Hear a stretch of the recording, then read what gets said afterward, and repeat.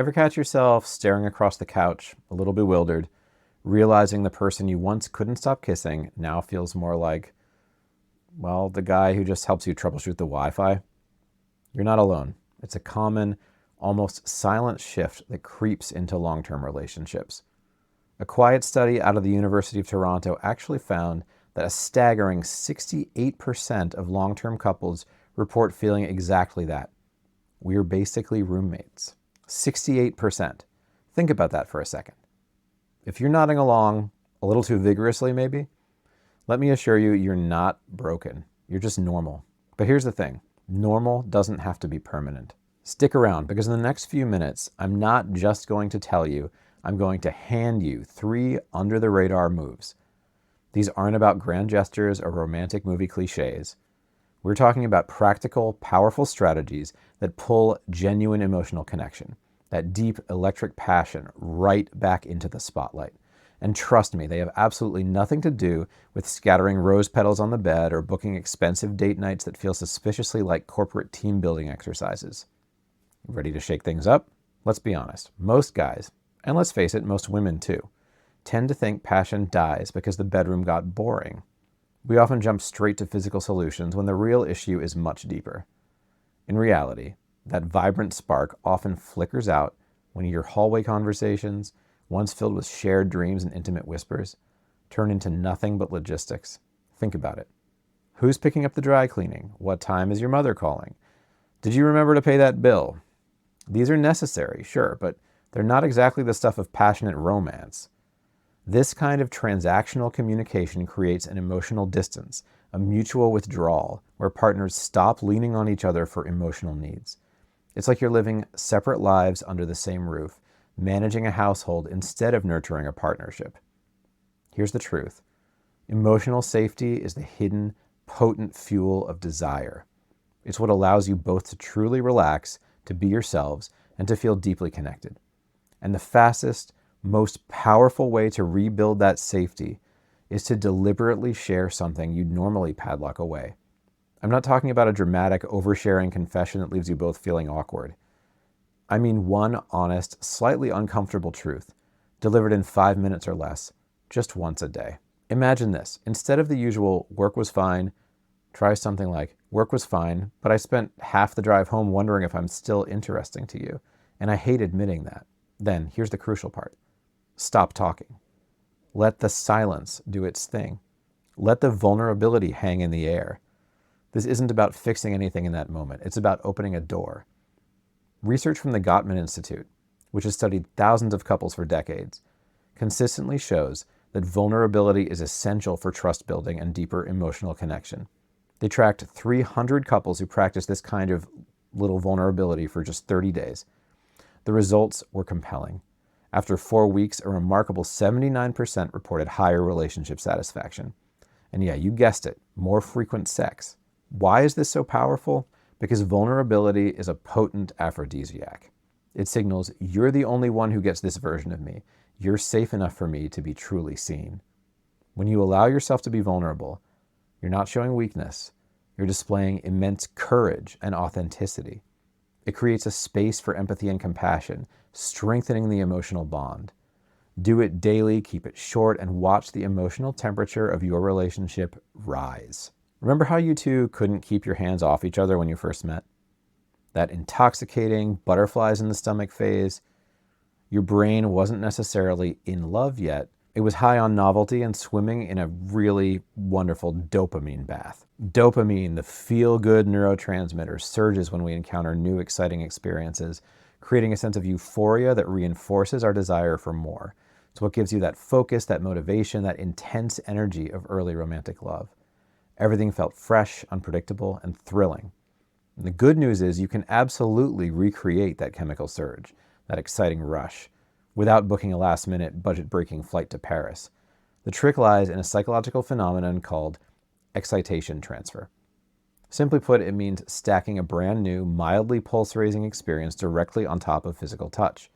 Your heart races from the new activity, and your brain, being a bit of a trickster, misattributes that residual buzz, that lingering physiological arousal, to the person standing right next to you. Here's the recipe. Once a week, pick a small adventure that raises your pulse a little. Think a salsa class, an indoor rock climbing wall, maybe even racing go-karts. The key is it needs to be something new and a little exhilarating for both of you. Schedule it for 90 minutes max, enough time to get that adrenaline pumping, but not so long it feels like a chore or a weekend-long production. While your adrenaline is still up, while that awesome buzz is still coursing through your veins, pause for a 6-second kiss or a long, deep hug where you intentionally sync your breathing.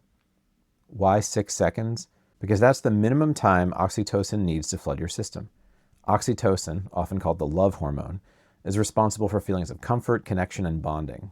It's the same hormone that bonds a mother and child, and it works wonders in adult relationships, helping to build trust and calm the fear centers of the brain. A 6-second kiss isn't just a quick peck, it's an intentional moment of deep physical connection. A kiss with potential, as Dr. John Gottman describes it. The 90-minute cap keeps it doable, preventing it from becoming another overwhelming item on your to-do list. Do this consistently for 4 weeks, and your brain will start pairing your partner with the same electric charge, the same sense of novelty and excitement you felt during the honeymoon phase. It's a powerful rewiring that rekindles that initial intoxicating spark. Quick pause. If these first 2 moves already sound more practical, more genuinely impactful than the usual vague, just communicate better advice that you often hear, then do me a favor. Hit that like button. Seriously. It's a small click for you, but it tells YouTube that this kind of real, actionable advice resonates, and it helps them show this to more couples who are stuck in that frustrating roommate mode. Let's spread the word. Everyone knows gratitude is good for a relationship. We hear it all the time, but few people truly know how to wield it like a flamethrower, turning simple appreciation into a powerful tool for passion. Instead of a generic, thanks for dinner, which, while nice, often lands with the emotional impact of a grocery list, you need to laser in. Laser in on a specific character trait, something you genuinely admire, but have maybe never verbalized, and wrap it in a 15-second compliment. Deliver it out of nowhere, completely unexpectedly, twice a week. Here's a script to get you started, just as an example. You know, I was just thinking about how you always apologize to the grocery clerk when your coins spill.